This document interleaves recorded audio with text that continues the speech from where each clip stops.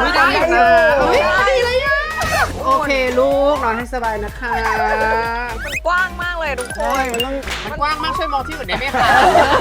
ยิ่งผมนี่คือโอ้โหผมแบบเก่งเลยเหรอเก่งเลยรุ่นใหญ่เลย รุ่นใหญ่ รุ่นแทนเลยอะ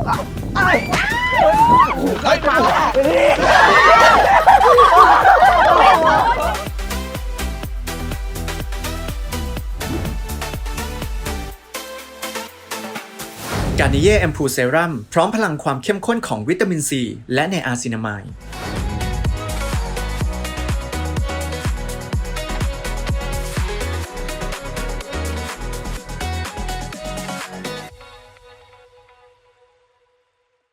เจ้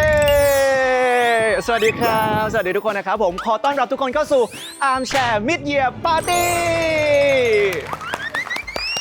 ต้องบอกก่อนนะครับผมว่าปกติแล้วอ่ะแต่ละปีเนี่ยอาร์มแชร์ก็จะมีอีเวนต์ใหญ่นะครับที่เราจะไปจัดปาร์ตี้กันที่ทะเลแล้วก็พาน้องๆใน GMMTV เนี่ยมาฉลองมาปาร์ตี้กันนะครับแต่ว่าผมรู้สึกว่าท้ายปีอ่ะมันนานไปเราขอครึ่งปีมีทีแล้วกันนะครับวันนี้ครึ่งปีแล้วนะครับผมเราเลยจัดปาร์ตี้กันที่ชะอำนั่นเองครับแล้ววันนี้นะครับมาปาร์ตี้ที่ชะอำทั้งทีนะครับไม่ได้มีแค่ผมคนเดียววันนี้เราจัดปาร์ตี้กันแบบยกใหญ่มากันหลายคนมากนะครับมีทั้งรุ่นเล็กมีทั้งรุ่นใหญ่มีทั้งเพื่อนใหม่นะครับผมวันนี้มีใครบ้างไปเจอกับพวกเขากันเลยตะดันตันตันตะดันตะดันตะดันตันตันตะดัน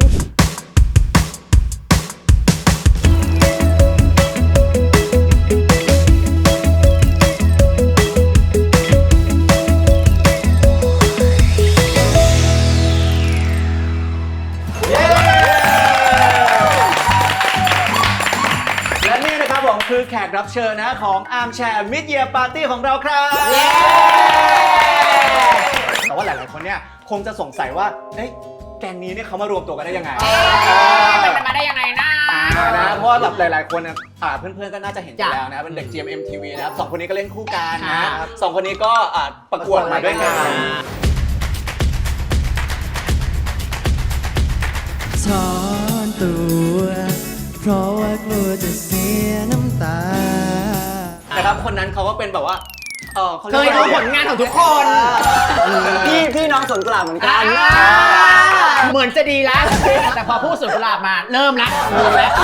มาเลยนะแต่ว่าคนสุดท้ายนี่น้องก้าวนี่เขากำลังจะมีผลงานซีรีส์ที่กำลังถ่ายทำอยู่ตอนนี้กับน้องดิวนะเรื่อง Faceless Love ใช่ค่ะทำให้หนูหน้ากับน้องดิวเร็วนี้ค่ะออนแอร์ปีนี้เราเป็นนางเอกค่ะเอาไม่ใช่ถ้าน้องตอบว่าอะไรเป็นพระเอกเฮ้ยเกิดแล้วตอบว่าพระเอกเหรอพี่แล้วทำงานกับน้องดิวเป็นไงบ้างครับสนุกไหมน่ารักน้องก็เรียบร้อยจ้ะไม่ละก้าวไม่น่าเรียกคนว่าน้องได้ไม่จริงๆก้าวดูบอกก้าวคือตัวเล็กใช่ไหมแล้วก็น่ารักแล้วเป็นฟิลแบบเบาๆน่ารักตลอดเวลาอย่างเงี้ยน้องเด็กอะน้องเด็กมากผงผิวคือว่าใสมากคืองงมากไม่น่าเรียกใครว่าน้องได้อะโชว์ดูแลตัวเองดีไงใช่ไหมเรียกน้องก้าวอย่างนี้แหละโอเคเปิดรายการก็สนุกสนานกันแล้วนะครับแต่ว่าตอนนี้เรามาถึงสถานที่แล้วยังไม่ได้ไปจับจองห้องเลยว่าใครจะอยู่ห้องไหนใครจะอยู่กับใครนั่นน่ะสิเดี๋ยวไปหาห้องอยู่กันก่อนไหมจ้ะโอเคครับเดี๋ยวเราไปเลือกห้องกันก่อนครับป้า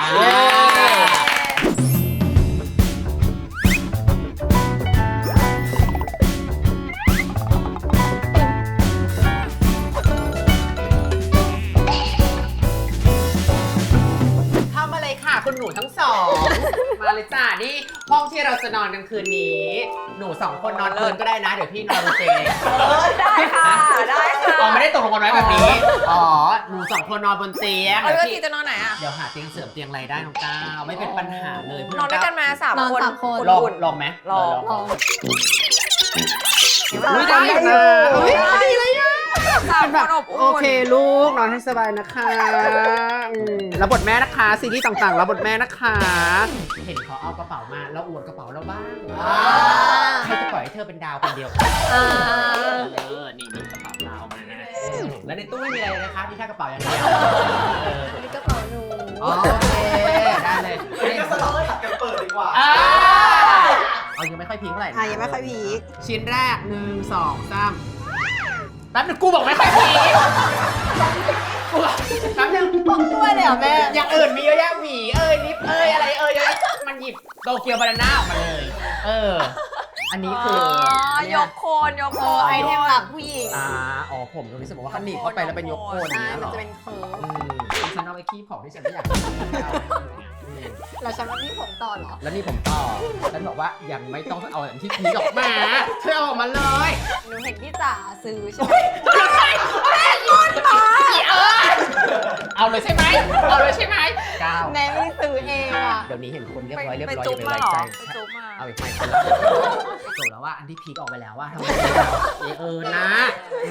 เอาอะไรมาเยอะยายน้องก้าว โอ้ยหลายอย่างหลายอย่างเลย มีแบบพวกแบบอุปกรณ์อะไรอย่างงี้แบบว่าเครื่องประดับอะไรอย่างงี้ นี่ฉันอยากรู้เหมือนกันนะว่าแบบฟิลคนสวยๆเขาเอาอะไรมาทะเลแก หนังสืออ่านเล่น หนังสือด้วยไหน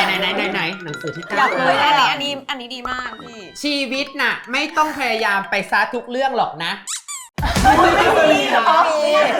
หมดแล้ว อ๋อไม่ได้เป็นโทษค่ะน้องก้าวขอโทษนะ เล่มนี้ดีมากเลยคืออันนี้เป็นภาษาจีน เรียนภาษาจีนเหรอ ใช่เรียนภาษาจีนอันนี้เป็นแบบเหมือนประโยคภาษาจีนในชีวิตประจำวันเลย นี่หา อะไรประมาณนั้นไม่กล้าพูดไม่กล้าพูด หมอชื่อเอิญหมอชื่อ ใช่ ก้าว จีน่า ชื่อ ก็ ก้าว จี我们是姐妹เป็นไงมึงบอกว่าเราคือแบบพี่น้องกันอะไรอย่างเงี้ย我们都很漂亮โอ้โหขายต่างประเทศแล้ว จำได้ไงอ่ะ เอกจีน ปีแรกไปเรียนปักกิ่ง ปีที่2ไปเรียนปิดตา ปีอีกปีหนึ่งไปเรียนปักชำก้าวในใจ มึงพูดจริงเป็นเหล่าชื่อได้นะ เก่งอ่ะทุกคนรู้จีนได้หมดเลย ใช่หรือพูดได้ใช่ป่ะหนูเรียนมาป่ะ ได้นิดหน่อย ดีนิดหน่อยหนูก็ได้ละ อีเตียนเตียน อีเตียนเตี๋ยว นี่เป็นกันแดดอะไรอย่างงี้บาอะไรไปนี่แล้วก็มีอันนี้ค่ะอันนี้แอมพูเซรั่มนี่ตัวนี้ก็คือช่วยเรื่องแบบ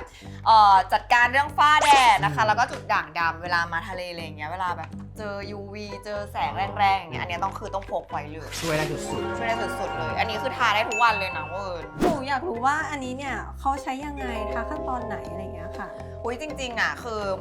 มันง่ายมากแล้วมันก็มีหลายวิธีมาก เพราะว่าปกติเนี่ยล้างหน้าเราเช็ดโทนเนอร์อะไรเสร็จเราก็ลงแบบอันเนี้ยเป็นแบบขั้นตอนแรกได้เลยแบบ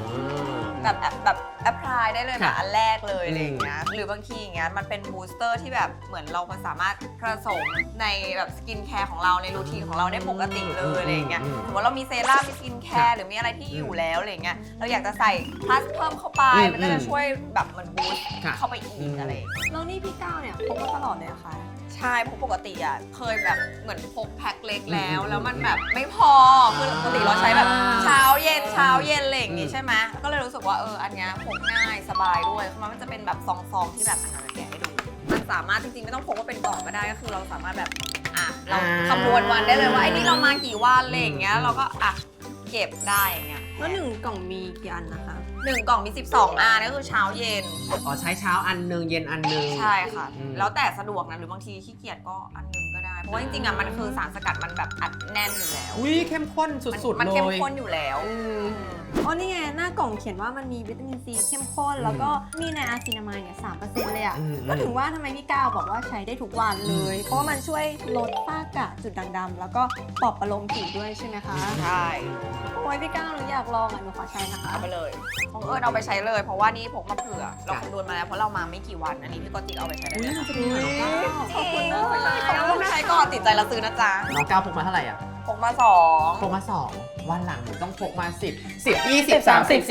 40 10 20 30 40 10 20 30 40 10 20 30เอาออกมาด้วยกันดิออกมาด้วยกันเคนน้องมา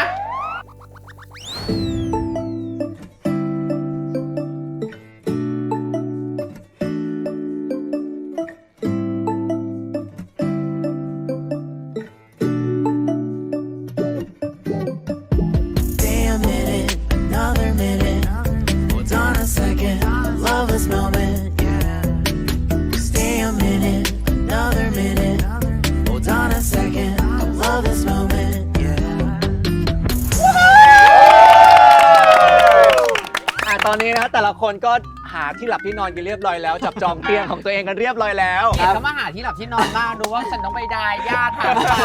าเอาน้องสาวทั้งสองคนของฉันไปนอนเถอะ เกมแรกของเรานะครับมีชื่อเกมว่า Spy Fall นะครับผมก็คือในนี้จะมีสถานที่นะแล้วจะมี1ใบเท่านั้นที่จะเป็นสปาย ดังนั้นสปายจะไม่รู้หรอกว่าสถานที่นี้คือสถานที่อะไร ใช่ ก็จะถามไปโบโบเบเบ เริ่มเลย สถานที่นี้ เป็นสถานที่ที่เห็นท้องฟ้าใช่หรือไม่ เห็นบ้างไม่เห็นบ้าง กลางคืนก็มืดใครจะไปเห็นล่ะ สถานที่นี้ มีทั้งผู้ชายผู้หญิงใช่หรือไม่ มีหมด รอ มี เล่ หม น ด อ่า ที่นี่มีต้นไม้ไหม โอ้โหที่นี่มีต้นไม้ไหม โบโบเบเบ สุดๆโบโบเบเบสุด โบโบเบเบการนิยมการนิยม มีอยู่แล้วต้นไม้ยิ่งกว่าต้นไม้ก็มี จ้า อ่า นี่ดูลักๆสุด ตาคุณใสนะ ก่อนถามต่อไปอธิบายกติกาให้ก้าวฟัง ที่เนี่ยปกติไหมสถานที่เนี้ยปกติไหม จะพิเศษหน่อยๆเอาเป็นว่าไม่ใช่ทุกคนที่จะสามารถอยู่ในสถานที่นี้ได้ ต้องเป็นคนพิเศษ สถานที่นี้อลังการหรือไม่ อ๋อสตาร์สเตทอ่ะ เออ ค่อนข้างอลังการนะแต่มันอยู่ที่มุมมองคนบางคนก็อยู่ในที่ที่อลังการอยู่แล้วก็อาจจะมองว่าเฉย มันกว้างมากเลยทุกคน ใช่มันต้อง มันกว้างมากช่วยมองที่อื่นได้ไหมคะอันนี้มันกว้างมากเลย ๆสถานที่นี้ต้องใส่ยูนิฟอร์มใช่หรือไม่ ก็แล้วแต่ แล้วแต่ด้วยแล้วแต่ไปอีก ก็บางวันก็ work from home อะไรวะแม่กอจิถามน้องก้าวว่าอะไรครับ ในบทบาทของคุณได้รับเงินเดือนหรือไม่ ไม่ได้รับ แล้วจะอยู่ยังไงอะ เงินเดือนพ่อแม่ วันนี้คุณได้เงิน เดี๋ยวยังต่อครับน้องก้าว เป็นคนฉลาดไหม ก็มีแบบโง่บ้าง ฉลาดบ้าง แต่ส่วนใหญ่จะฉลาด แปลก ที่นี่มี special item ไหม มีครับมีอยู่แล้วที่นี่จะไม่มีไม่ได้เลย อ่า ที่นี่เนี่ยคนส่วนใหญ่เนี่ยมีความสามารถเลย มีครับ เหรอ ยิ่งผมนี่คือโอ้โหผมแบบ เก่งเลยเหรอ เก่งเลยรุ่นใหญ่เลย รุ่นใหญ่ เลยครับสถานที่นี้มันแฟนตาซีไหม สถานที่นี้ก็แฟนตาซีนะ มันดูตื่นเต้นดี บทบาทของคุณเนี่ยต้องให้ความรู้คนอื่นหรือไม่ ไม่ได้ขนาดนั้น บางคนก็มีความรู้ด้วยตัวเอง โอ้ย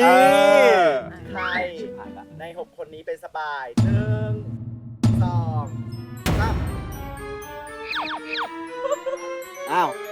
อ้าวไม่รู้อ่ะ 93 สตางค์1ก็จิ1 ในฐานะที่ 9 มีคนโหวตเยอะสุดแก้ตัวให้ตัวเองหน่อยครับ ทำไมเราดูเรื่องลากขนาดนั้นเลยเหรอ คุณดูคิดเยอะอะแบบนานแบบว่าแบบประมวลผลนานเนาะกำลัง เล่น คิด ละ อยู่ ครตั้งแต่4 ขวบ ว่ะ เขาเล่นละครตั้งแต่4 ขวบ นักแสดง 100% โอเค 100 ล้าน คุณถูกโหวตเยอะสุดนะครับ เฉลยมาเลยครับว่าคุณคือสปายหรือไม่ ไม่ใช่สปายค่ะแต่พี่ก้าวผิดคนนะไม่ใช่สปาย เป็นเฮอร์ไมโอนี่เกรเจอร์ ว้าว เปิดตัวครับสบาย ผมว่าแม่ก่อนละ หนูไม่ก่อน ใช่เลยเหรอ ใช่เลยอาการออก ไม่งั้นอามก็ถูกดิ อันนี้ นี่อามเลือกมาก่อน แล้วกูไม่ได้คิดว่าอยู่ในฮอกวอตส์อยู่ในอะไรด้วยกูคิดว่าอยู่ในภูเก็ตแฟนตาซี มีแฟนตาซีไหมแฟนตาซีไหม แล้วขนาดก้าวรู้แล้วว่าจะอยู่ในไหนก้าวยังพูดว่าหนูก็คิดว่าจะอยู่ในภูเก็ตแฟนตาซีมีอลังการมีพิเศษมีไอเทมตอนแรกคิดว่าอยู่ใน ROV ด้วยมีไอเทมมีอะไรอย่างเงี้ย ผมมาสงสัยนะว่าถามว่าที่นี่มีต้นไม้หรือเปล่า ไม่ เพราะมันกว้างแบบกว้างมาก งงสุดๆตอนแรกอะ ไม่มันส่งคำถามมาเร็วไง แล้วหนูก็เลยแบบมองต้นไม้ อ๋อโอเคเอาของใกล้ตัว สรุปว่าเกมนี้นะครับเราจับสปายกันไม่ได้นะครับก็ไม่เป็นไรถือว่าทำความรู้จักกันเฉยๆนะจะได้แบบมีการพูดคุยแต่ว่าเกมต่อไปเนี่ยต้องเริ่มใช้กำลังแล้ว หล่อ มันต้องแบบว่าออกกำลังกายกินผักผลไม้สักหน่อยก่อน เลยหล่อเลยหล่อ ใช่เดี๋ยวพวกเราขอตัวไปบำรุงผิวก่อนนะครับผมพวกเรานะฮะจะใช้การนิเย่แอมพูเซรั่มนะครับใช้ทุกวันช่วยจัดการเรื่องฝ้าแดดจุดด่างดำครับ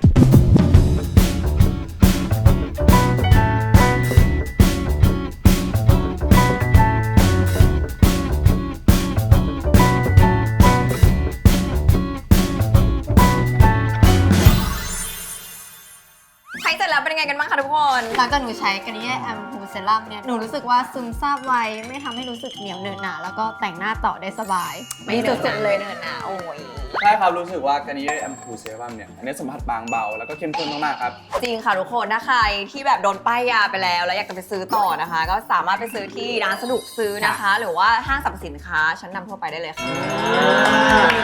โอเคครับ ดูแลผิวพรรณเสร็จเรียบร้อยแล้ว เดี๋ยวเราไปต่อเกมที่ 2 กันเลยไหม ได้ โอเค ไปเล่นเกมกันเลยครับ มาถึงทะเลทั้งทีมันต้องมีกิจกรรมที่อยู่บนหาดทรายซะหน่อยดีกว่า ครับผม เกมนี้มีชื่อเกมว่าอะไรครับแม่ นอนเล่นแบบนั้น ใช่หมา อันนี้คือตัวอย่าง นั่นเลย แม่เริ่มเลย แม่เริ่มเลย ตอนนี้แม่เริ่มเริ่มแล้ว เกมนี้นะเป็นเกมก็คือแบบว่าคล้ายๆวอลเลย์บอลชายหาด จ้า แต่ว่าเราจะแข่งกันเป็นคู่ อืม ๆซึ่งแข่งพร้อมกันเลยนะฮะมีทั้งหมด 3 ทีมด้วยกันก็จะแบ่งอย่างนั้นแล้วนะครับผมวินนี่สตางค์นะครับผม จ้า แล้วก็ก้าวเอิญ จ้า แล้วก็อาวกับแม่กอจินะครับผมจะเล่นด้วยกันก็คือ เล่นบอลยังไงก็ได้ห้ามตกฝั่งตัวเองแค่นั้นแหละ ไม่ละแกไม่ละอายใจเลยเหรอ แกให้ก้าวกับเอิญคู่กันเนี่ยแกเป็นคนยังไงเติบโตมายังไงแกให้สองคนนี้คู่กัน ทีมงานเขาเลือกให้ เป็นแบบ เออ น่า เดี๋ยวหนู รัก ปกป้องพี่ก้าวเอง อ๋อ แต่ว่าอุปสรรคก็คือเราจะมีเชือกวินนี่ถุงเท้า ไปว้าย วินนี่ถุงเท้าไปแล้ว ไม่เรียกวินนี่มาถึงเท้าหายหรือว่าเรียกนั่นมาวินนี่ ใช่หรือว่าให้เขาไปไหมอุ้ยหรือว่าให้มันไปไหม ไม่ให้ไปทำไมเอามาอย่าเอาไป มันไม่ยอมนะ พรุ่งนี้ผมใส่อะไร ก็อย่างที่รู้กันนะครับอุปสรรคคือเล่นเป็นคู่นะครับผมเพราะฉะนั้นมันก็จะมีความยากในการที่แบบจะส่งบอลไปอีกฝั่งหนึ่งแต่ว่าตอนเนี้ยเราอยู่ชายทะเลใช่ไหม ค่ะ มันมีทิศทางของลม ครับ เพราะฉะนั้นเรามาเลือกแดนกันก่อนดีกว่า ค่ะ เพราะว่าแบบเลือกกันเองเดี๋ยวจะมีแบบว่าได้เปรียบเสียเปรียบ ครับ เอายังไงดีหรือว่าฝั่งที่ลมมาให้ผู้หญิงไปเลยก้าวเอิญไปเลย ได้ ลมมา ด้ ฝั่ง เลย ไหนนะฝั่งนู้นเหรอ ลมมาฝั่งนี้ หนูอยู่ตรงหัวลม ไปอยู่ตรงนู้นเลยมันเป็นต้นลม ฝั่งนู้น เรามาฉุบกันสองฝั่งนี้ฝั่งนี้กับฝั่งนี้ใครเป่าครับเป่ายิงฉุบ ว้าย เลือกดิ คิดดีๆ คิดดี อยู่ฝั่งนู้นครับโอเคเราอยู่ฝั่งนี้ ให้เริ่มก่อนเลยด้วยอ่ะมาครับผมวอลเลย์บอลชายหาดรอบที่1ฝั่งวินนี่และสตางค์เป็นผู้เสิร์ฟเริ่ม รู้เลยว่าเสิร์ฟทางไหนอะ แล้วประเด็นคืออะไรเป่ายิงจุกชนะ แล้วก็มาเลือกแดนนี้ เอาเป็นลูกผู้ชายเราก็ต้อง เราต้องยอมพี่อาร์มกับแม่ก๊อตใช่ไหม ผมก็เป็นผู้ชายครับ ใช่แล้ว 2 ไป แม่รอตกแม่ไป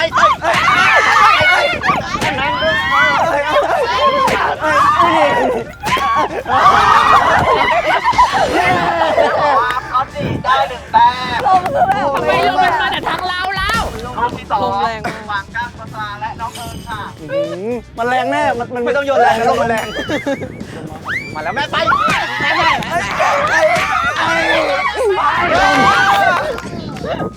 ลมมันหนีไงแม่โทษที จบ ก้าวเอิญได้1 แต้ม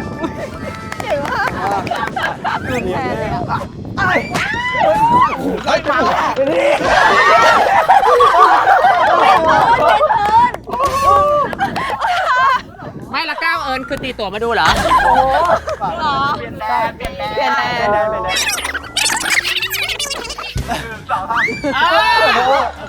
ปล่อย แม่เราต้องวิ่งด้วยกันเราต้องไปด้วยกัน ก้าวเอิญได้1 แต้ม เปลี่ยน แม่อย่าโดนมากนะลมแรง โอ้แดดยังตาแดด ไปแล้ว ลูกไหนบอกจะช่วยเขาไง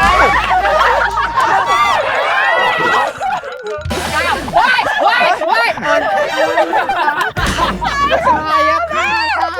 ตัดภาพไป เดี๋ยวหนูดูแลพี่ก้าวเอง เดี๋ยวหนูปกป้องพี่ก้าวเองเดี๋ยวหนูปกป้องพี่ก้าวเอง 1 2 โอ้โห ลงหลุมครับ แกก็ไม่รู้พลังตัวเองเลยว่าแกเป็นเด็กนัก ต้องออกแรงนิดนึงโอ้โหไซส์อะติดไซส์อะ ว้าย ตามเขาตีตอนนี้ได้2 คะแนน ครับ ก้าวเอิญได้2 คะแนนแล้วก็วินนี่สตาร์ได้1 คะแนน โอเคครับ อีกหนึ่ง แต้มสีสตาร์ของวินนี่สตาร์ถ้าแพ้คืออัดฝั่งทางเตรียมรับบทลงโทษนะครับ โอเคครับ 4 3 ไป เฮ้ย เฮ้ย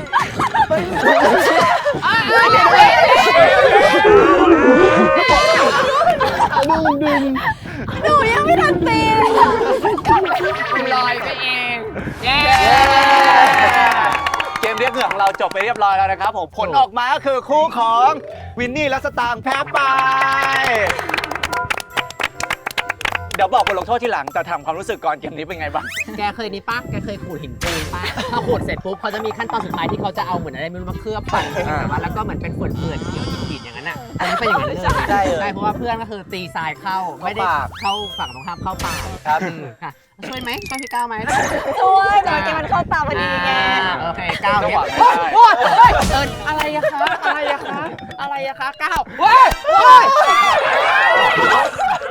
เดี๋ยวหนูปกป้องพี่ก้าวเอง แล้วคู่นั้นอ่ะคู่นั้นเป็นไงบ้าง ได้รู้เลยว่าทรายรสชาติเป็นยังไง มันยากพี่อาร์มเพราะว่ามันมีเชือกด้วยทำให้ ครับ แบบว่าเวลาเราควบคุมมันยากอะเวลาสมมติเราไปฝั่งนี้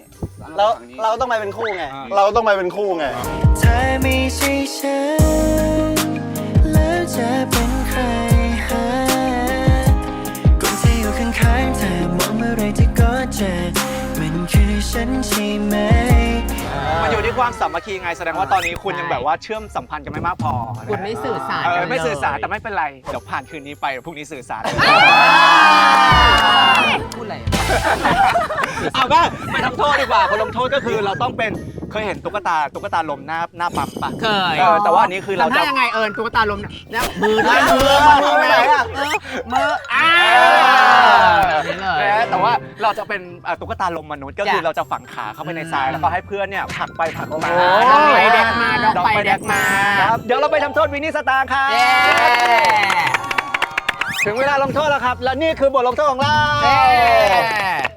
ปกตินี่เวลาคนโดนทำโทษแบบนี้เขาจะเอาขาลงไปแล้วก็ถมแล้วให้เพื่อนผ่านใช่ไหม แต่ว่า แต่นี้เราจะเปลี่ยนให้เอาหัวลงไป หัวไป แล้วขาขึ้น ไม่ระลึก5 เมตรแบบนี้ลงไปไม่ตกลงไปตายเลย ซ้อมเขาเรียกว่าซ้อมตกไว้ อ่ะ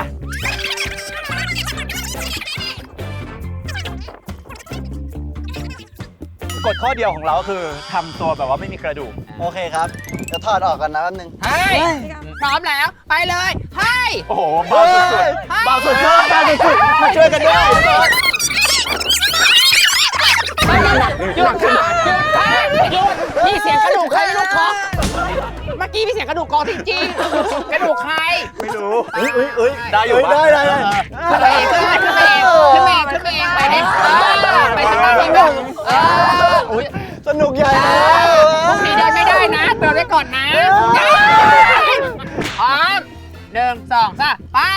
ผมบอกก่อนว่าความยืดหยุ่นผมมีไม่เยอะนะ ไปหน้าดิ พี่นี่ยกมือด้วยยกมือพี่นี่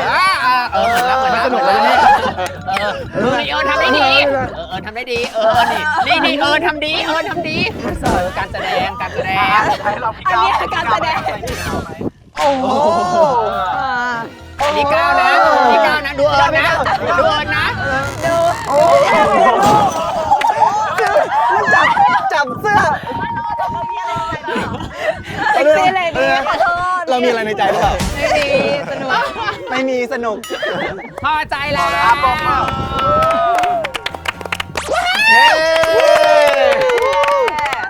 จบไปแล้วนะครับปาร์ตี้วันแรกของเรานะครับเป็นยังไงบ้างแต่ละคนวันนี้ มาก เสียงแข็งว่า ผมขอพูดกับเอิญได้ไหมสนุกมาก เอาสนุกไง เด็ก JMTV เป็นไงบ้างรวมถึงที น่าม งาน รักกันเอง เสียงค่อนข้างสูงค่ะ เสียงก้าวค่อนข้างสูงค่ะ น่ารักแต่ว่ายังไม่รู้จักอีกเยอะเลย เพราะว่าเด็กเยอะมากแกมมี่เนี่ย คิวว่างประหลาด EP ต่อไปจะได้เชิญพี่จะรู้จักให้โคตร แต่แค่2 เกมก็สนุกแล้วนะมันเริ่มแล้วเรียกว่ามันเป็นการเริ่มต้น ตอนเล่นวอลเลย์บอลคือผมเอาจริงมากเลยนะแต่คุณไม่ยอมไปทางเดียวกับผมเลยอ่า ไม่เป็นไร สนุกครับสนุก คุยกันใหม่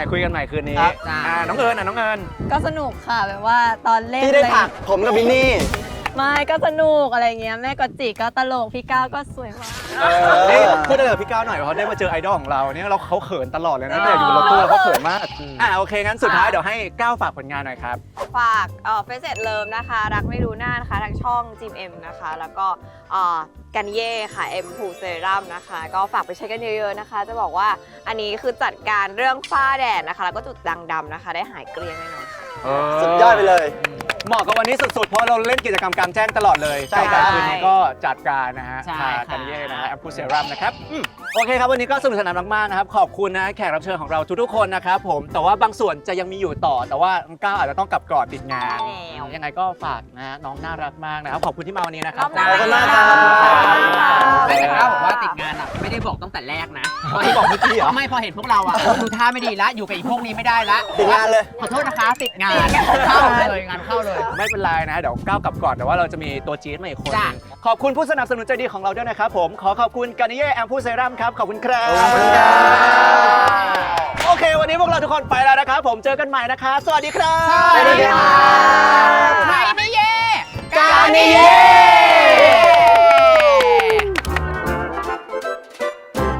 Boy, you wanna show me now and forever. No, you'll never be alone again. All day, oh yeah, all day. Please stay in my arms, boy. Don't wanna show me if we're together. It don't matter if it rains. All day, oh yeah, all day. As long as you're in my arms, boy. การนิเย่แอมพูเซรั่มพร้อมพลังความเข้มข้นของวิตามินซีและไนอาซินามายด์